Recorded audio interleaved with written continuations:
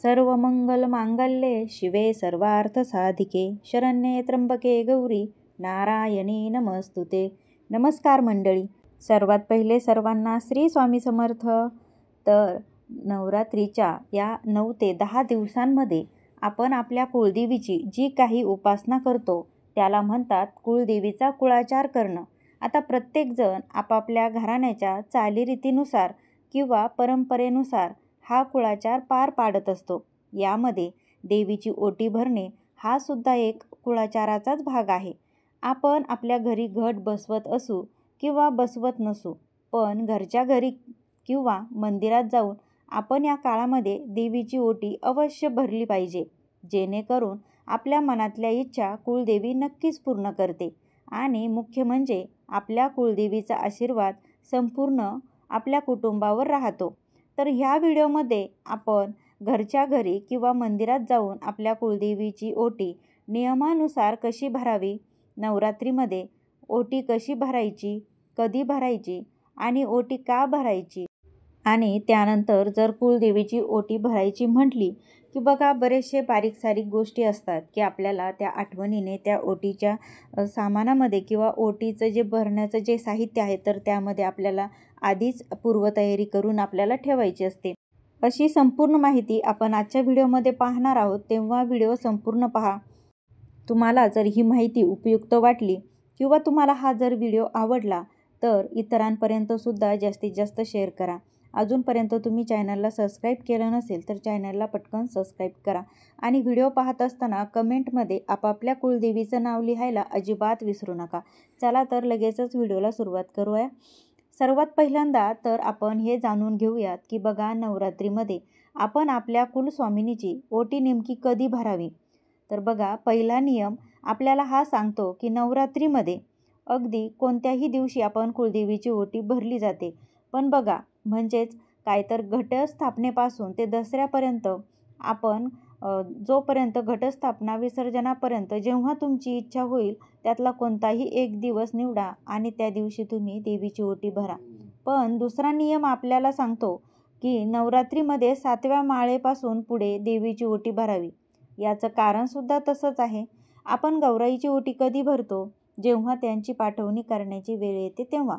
मग आता आपल्या दररोजच्या जीवनामध्ये सुद्धा जर काही सणवार असेल किंवा काही ठराविक दिवस असतील तर तेव्हा आपल्या माहेरवाशिणी माहेरी राहायला जातात, तेव्हा त्यांची पाठवणी करण्याची वेळ येते। किंवा बघा अगदी 1 दिवसापुरती कोणी आपल्याकडे पाहुणे आले तर आपण लगेच तिची ओटी भरतो का, तर नाही।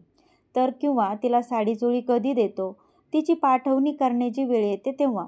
आता त्यामुळे आपल्याला काय करायचे, आपल्या कुळदेवीची ओटीसुद्धा आपण 7व्या माळेपासून पुढे आपल्याला भरावी, कारण तो असतो नवरात्रीचा उत्तरार्ध। भलेही आपली कुलस्वामिनी आपल्याला सोडून कधीच जात नाही, तर ती आपल्या घरामध्ये निवासस्थान करते, म्हणजेच ती कायमस्वरूपी आपल्या जवळच म्हणजे आपल्या घरातच राहते। पण एक नियम आहे की देवीचं नवरात्रीमध्ये जे काही पृथ्वीवर देवी तत्व असतं तर ते जास्त प्रमाणात सक्रिय असतं।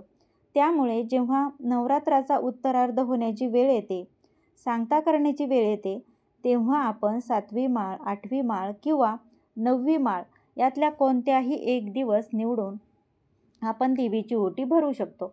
आता तुमच्या घरी घट बसले असतील, घटासमोर तुम्ही ओटी भरा किंवा घटाच्या इथे तुमच्या देवघरामध्ये कोणत्याही एका देवीची मूर्ती किंवा फोटो असतो किंवा देव्हाऱ्यासमोर तुम्ही ओटी भरू शकता किंवा घरी न जमल्यास तुमच्या ग्रामदेवतेची किंवा बघा तुमच्या जवळपास कुठे देवीचं मंदिर असेल तर तिथे जाऊन सुद्धा तुम्ही ओटी भरू शकतात।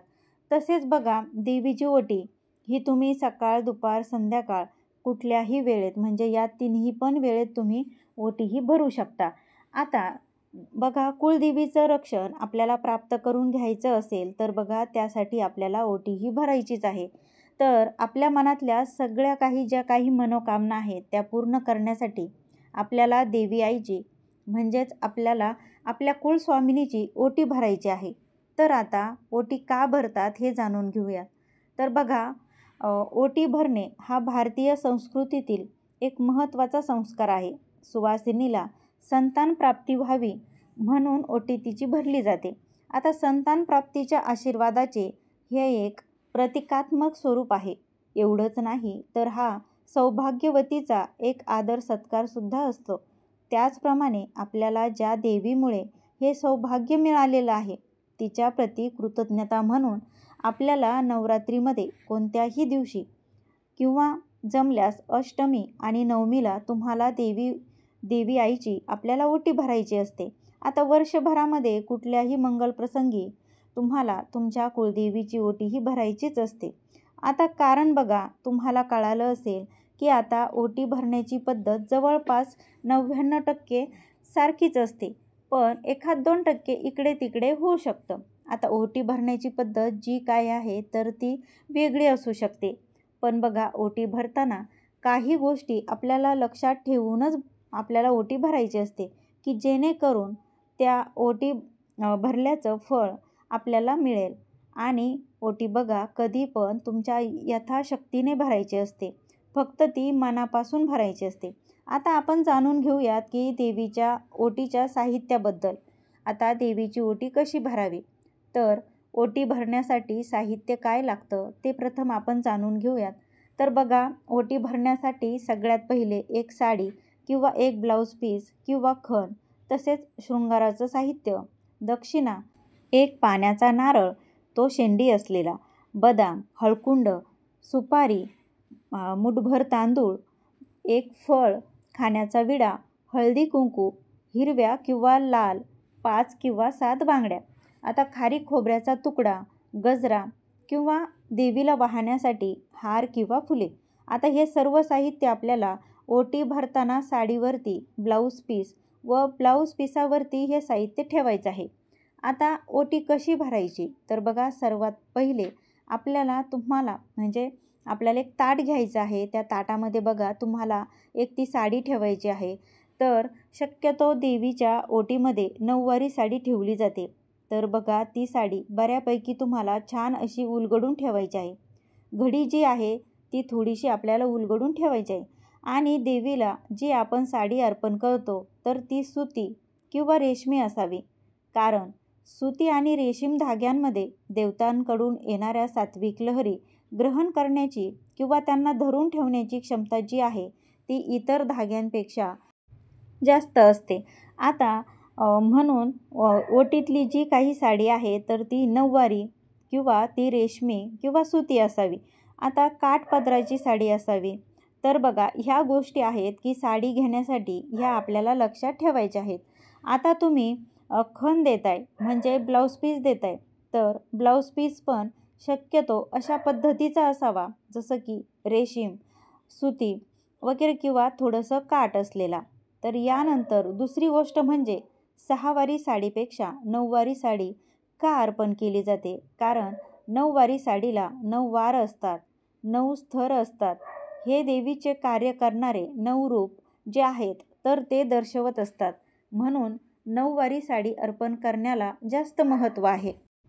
यानंतर दुसरी गोष्ट म्हणजे साडीचा रंग, तर तो काळा अजिबात नसावा. त्यानंतर डार्क निळा म्हणजे नेव्ही ब्ल्यू अगदी तसा पण नसावा.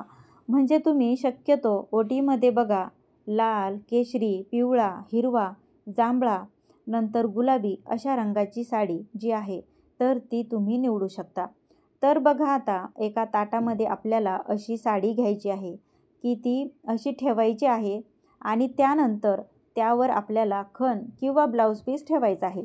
आता त्यानंतर संपूर्ण पाण्याने भरलेला एक नारळ ठेवायचा आहे. त्यानंतर सुपारी, हळकुंड, बदाम आणि खारीक या गोष्टी तुम्हाला ठेवायच्या आहेत. पण बघा, आपल्याला 1 रुपयाचं नाणं म्हणजे यथाशक्तीने तुम्हाला 11 रुपये किंवा 21 रुपये त्यामध्ये ठेवायचे आहेत. आता हिरव्या किंवा लाल रंगाच्या बांगड्या, त्यानंतर गजरा, त्यानंतर तुम्ही घरचे थोडेसे तांदूळ, त्यामध्ये शृंगाराचे दागिने जेवढे तुम्हाला ठेवता येतील तेवढे म्हणजे 11, 21. बघा, मणी, मंगळसूत्र, जोडवे, कानातले, टिकली, बांगड्या, नेलपेंट, कंगवा, मेहंदी म्हणजे मेहंदीचा कोन वगैरे या गोष्टी ज्या आहेत ज्या आपण शृंगाराच्या म्हणतो, तर तुम्ही इतरही वस्तू तिथे ठेवू शकता. तर अशा प्रकारे तुम्हाला हे सर्व सामान ठेवायचा आहे. आणि ओटी अर्पण करताना नारळाची जी शेंडी आहे तर ती देवीकडे असली पाहिजे. आता त्यानंतर ओटीमध्ये विडासुद्धा ठेवला जातो. तर तो विडा म्हणजे बघा, आपण जे पान खातो तर त्या पानाचा विडा बनवला जातो. तो देवीला अर्पण करायचा असतो किंवा त्याला तांबूलसुद्धा म्हटलं जातं. तर जो विडा आहे तर हे तुम्हाला जिथे देवीचं मंदिर असतं ना तर तिथे तुम्हाला हा विडा आहे तो अगदी सहजासहजी मिळून जातो. यासोबतच बघा, तुम्ही एक फळ पण तिथे ठेवू शकता. केळी म्हणा किंवा एखादं सफरचंद तुम्हाला त्या ओटीच्या साहित्यामध्ये ठेवायचं आहे. आता हे संपूर्ण ताट अशा प्रकारे तयार झाल्यानंतर प्रथम तुम्ही स्वतःला हळदी कुंकू लावून घ्या. नंतर आपल्या कुलदेवीच्या टाकाला, फोटोला, मूर्तीला प्रथम तुम्ही हळदी कुंकू लावा. त्यानंतर ओटीच्या साहित्यामध्ये आपण देवीसाठी घेतलेली जी काही फूल, हार, गजरा किंवा वेणी आहे तर ती देवीला अर्पण करायची आहे. मात्र देवघरामध्ये देवीचं रूप असेल तर ते आपल्याकडून हलवता कामा नये. म्हणजे आपण हे सर्व करताना देवीचा जो टाक आहे किंवा फोटो आहे तर तो आपल्याकडून हलता कामा नये याची मात्र आपल्याला काळजी घ्यायची आहे. आता त्यानंतर ताटाला तुम्ही हळदी कुंकू, अक्षदा अर्पण करायच्या आहेत. नंतर बघा, ओटीमध्ये आपण एक धान्य ठेवलेलं असतं तर ते म्हणजे तांदूळ. तर तांदूळ एखाद्या परातीमध्ये किंवा प्लेटमध्ये तुम्ही ओतायचे आहेत, जेणेकरून ओंजळीमध्ये आपल्याला ते व्यवस्थित घेता येतील. वाटीभर घ्या किंवा पसाभर घ्या. पसाभर म्हणजे एक ओंजळीभर. तांदूळ म्हणजे खूप जास्तही नसतात. तर बघा, आपल्याकडून जेवढ्या वेळेस ते ओंजळीत घेता येतील तेवढ्या वेळेस घ्यायचे आहेत. 3दा किंवा 5दा करून आणि देवीसमोर न्यायचे आहेत. आता पुन्हा ताटामध्ये टाकायचे, देवीसमोर न्यायचे, पुन्हा ताटामध्ये टाकायचे आणि त्यावेळेस देवीचा आपल्याला जय जयकार करत राहायचा आहे. जसं की बोल अंबाबाईचा उदो उदो, नाहीतर मग आई राजा उदो उदो. तुम्ही देवीचा असा जय जयकार नेहमी जशा पद्धतीने करतात तर तशा पद्धतीने तुम्हाला तो करायचा आहे. ते तांदूळ पहिल्यांदा ओटीच्या स्वरूपामध्ये तुम्ही देवीसमोर न्यायचे आहे आणि पुन्हा खाली ताटामध्ये ठेवायचे आहेत. नंतर शेवटी संपूर्ण ताट ओटीसकट घेऊन देवीसमोर न्या. म्हणजे तुम्ही काय करायचं आहे, एकदा धान्याने ओटी भरून झाली की ते सर्व साहित्य अशा भांड्यासह उचलायचं. म्हणजे की ताटात ठेवलेलं असेल किंवा परातीत ठेवलेलं असेल तर किंवा तुम्ही ते जे काही टोपलीमध्ये ठेवलं असेल तर ते आहे तसं उचलायचं आणि ती टोपली, परात ती देवीसमोर न्यायची. म्हणजे आपल्या छातीच्या लेव्हलने ती देवीसमोर आपल्याला न्यायची असते आणि पुन्हा खाली ठेवायची असते. आता ही सगळी ओटी तुम्ही 3दा 5दा करून देवीसमोर न्या, पुन्हा खाली ठेवा. अशा पद्धतीने करून देवीची संपूर्ण ओटी भरून घ्या. आणि ओटी भरतानासुद्धा तुम्हाला देवीचा जय जयकार करायला अजिबात विसरायचं नाही.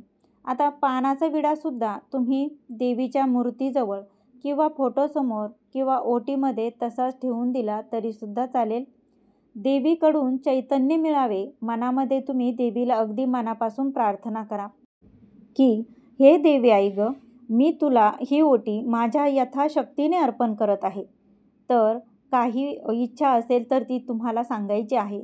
तर तुमची काय मनोकामना आहे तर ती देवीला सांगायचं आहे आणि अगदी मनापासून प्रार्थना करायची आहे की माझ्या घरामध्ये सुख शांती भरभराट नांदू दे. काही चूक भूल झाली असेल माझ्याकडून तर देवी आई मला माफ कर. कारण बघा, आपण मनुष्य आहोत आणि मनुष्याकडून चुका होतच असतात. तर अशा प्रकारे अगदी साध्या आणि सोप्या पद्धतीने आपल्याला देवी आईची ओटीही भरायची आहे. आता तुम्ही तुमच्या कुलदेवीची ओटी घरच्या घरीसुद्धा अशी भरू शकता. जर तुम्हाला मंदिरात ओटी अर्पण करायची असेल तर तुम्ही तिथे जाऊनसुद्धा अर्पण करतो.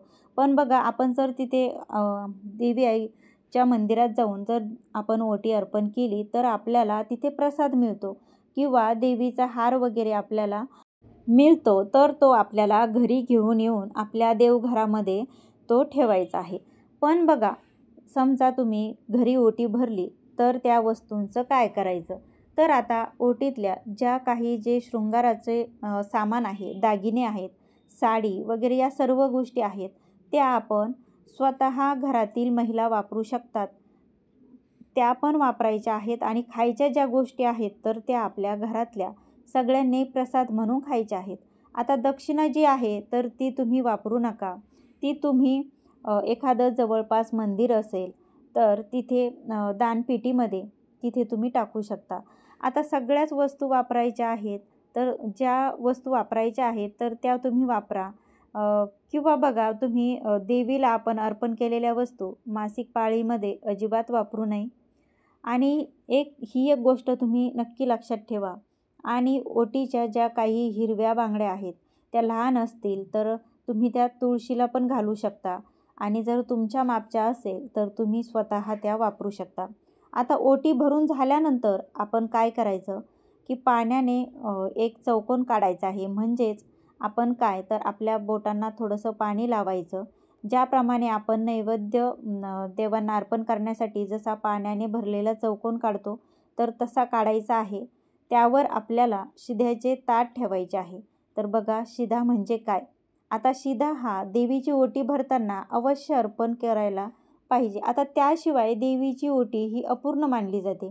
आता शिध्यामध्ये गव्हाचे पीठ, हरभऱ्याच्या डाळीचे पीठ म्हणजे बेसन पीठ, आपण जे काही पीठ म्हणतो तर ते घ्यायचं आहे. त्यानंतर बघा 2-3 लाल सुक्या मिरच्या, मीठ, गूळ, तेल, साधारणतः नैवेद्य तयार झाला पाहिजे इतक्या प्रमाणामध्ये हे सर्व साहित्य आपल्याला घ्यायचं असतं. आता हा कोरडा शिधा आपल्याला ह्या कोरड्या शिध्याला कधीच सुतक, विटाळ हे नसतं. त्यामुळे आपण देवीला हा शिधा ठेवायचा आहे. आता कोरड्या अन्नाच्या स्वरूपामध्ये बघा मला तुम्हाला यातून एक सांगायचं आहे की तुम्ही घरी जरी ओटी भरली किंवा तुम्ही मंदिरात जाऊन ओटी भरा, पण तुम्हाला त्यामध्ये शिधा हा अवश्य ठेवायचाच आहे.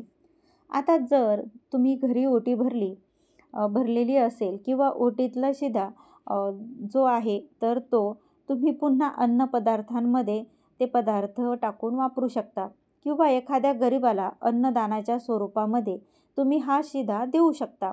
आणि मंदिरातलं सुद्धा बघा तुम्हाला काय करायचं आहे, तिथलं नेमकं वातावरण कसं आहे, तिथल्या पद्धती कशा आहेत त्यानुसार आपण तिथे ठेवून येऊ शकतो. तर बघा नवरात्रीमध्ये परड्या भरून आपण हा कोरडा शिधासुद्धा मंदिरात देण्याची पद्धत असते.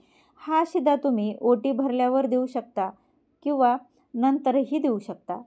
तर आपण आता सुंदर अशी ओटीबद्दल माहिती जाणून घेतली आहे. आणि आता इथपर्यंत माहिती तुम्हाला समजली असेल. आता आपण ओटी भरण्याचे जे काही नियम आहेत तर ते आपण थोडक्यात जाणून घेऊयात.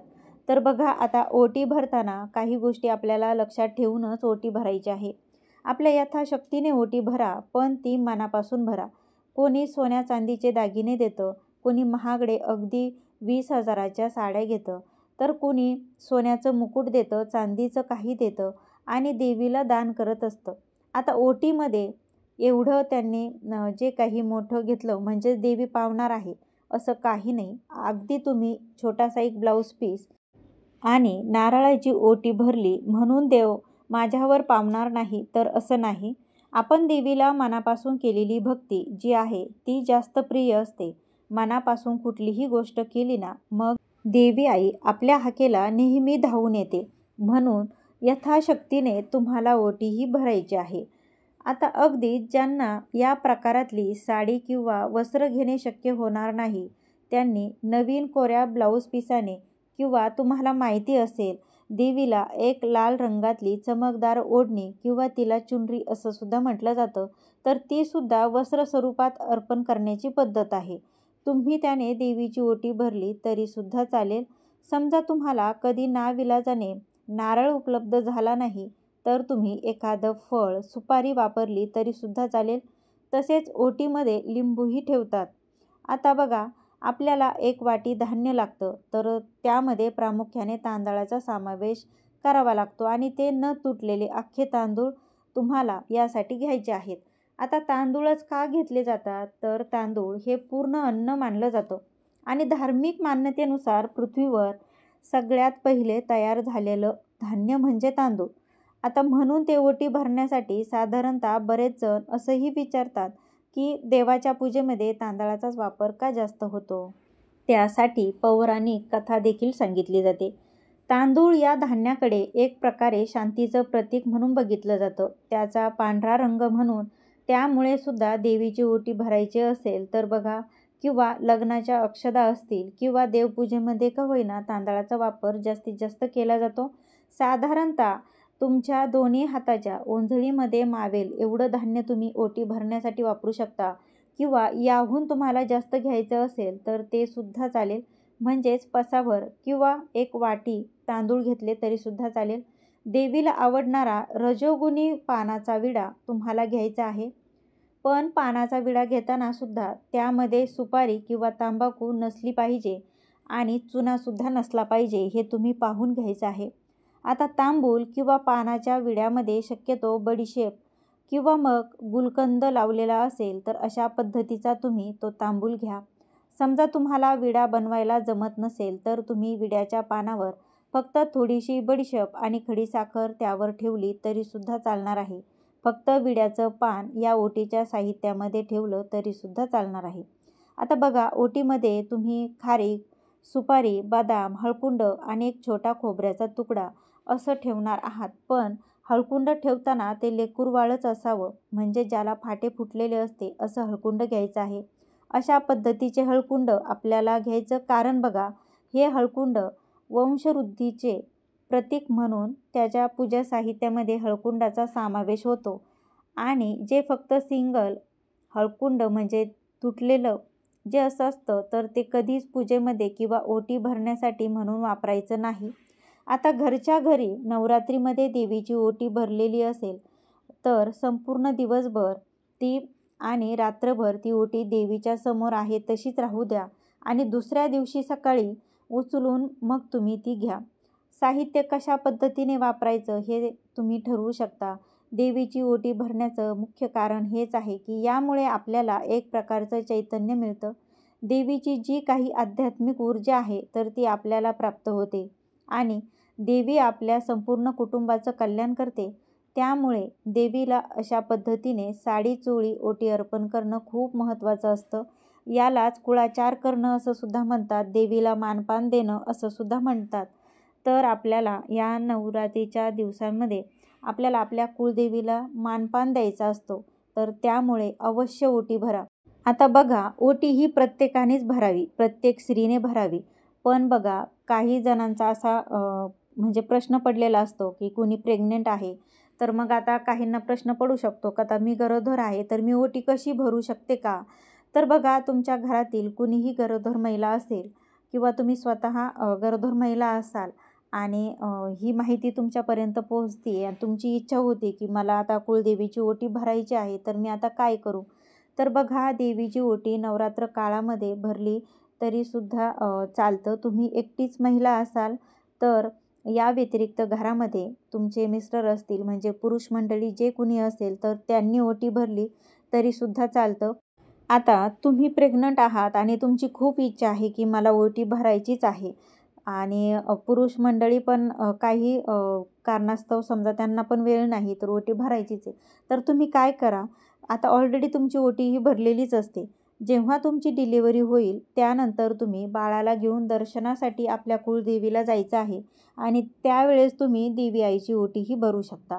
मात्र जर तुम्ही घरामध्ये एकट्याच आहात, तुमच्याशिवाय ओटी कोणी भरणार नाही आणि तुम्ही गरोदर असाल तर बघा, हे जरी कारण असेल तर तुम्ही ओटी भरू शकत नाही. त्याचबरोबर जर तुम्हाला सुतक असेल, विटाळ असेल तरीसुद्धा तुम्ही ओटी भरू शकत नाही. पण बघा, या व्यतिरिक्त जर घरातील महिलेला मासिक धर्म आलेला असेल आणि घरातील इतर व्यक्तींनी कुलदेवीची ओटी भरली तरीसुद्धा चालेल, किंवा पुरुष मंडळींनी सुद्धा ओटी भरली तरीसुद्धा चालेल. फक्त तुम्हाला सुतक, विटाळ आणि जर घरामध्ये प्रेग्नंट महिला असेल म्हणजे फक्त त्या प्रेग्नंट महिलांनी ओटी भरायची नाही. सुतक, विटाळ असेल तर अर्थात तुम्हाला सगळ्यांना माहीत आहे की सुतक, विटाळामध्ये आपण कुठलंही शुभ कार्य करत नाही, तर त्यावेळेसुद्धा आपल्याला ओटी ही भरायची नाही. तर बघा, अशा अगदी सोप्या आणि साध्या पद्धतीने तुम्ही ओटी भरू शकता. आता सर्वच प्रश्नांची उत्तरं मला तरी वाटतं की तुम्हाला मिळाली असेल, पण या व्यतिरिक्त जर तुम्हाला काही प्रश्न असतील तर तुम्ही कमेंटद्वारे नक्की विचारू शकता. व्हिडिओच्या शेवटी एवढंच सांगेन की बघा, ह्या 2-3 दिवसच आपल्याला या नवरात्राची राहिले आहेत आणि आपल्याला कुलदेवीची ओटी ही अवश्य भरा. बघा, देवी आई नक्की तिचा स्वीकार करेल आणि तुमच्या मनातील सगळ्यात मोठ्यातल्या मोठ्या इच्छासुद्धा नक्की पूर्ण करेल. तर मंडळी, तुम्हाला हा व्हिडिओ कसा वाटला मला कमेंटद्वारे नक्की कळवा आणि जास्तीत जास्त लोकांपर्यंत ही माहिती शेअर करायला विसरू नका. पुन्हा भेटूया आपण एका नवीन माहितीसोबत. तोपर्यंत सर्वांना श्री स्वामी समर्थ. तुम्ही शेवटपर्यंत व्हिडिओ पाहिल्याबद्दल तुमचे मनापासून धन्यवाद.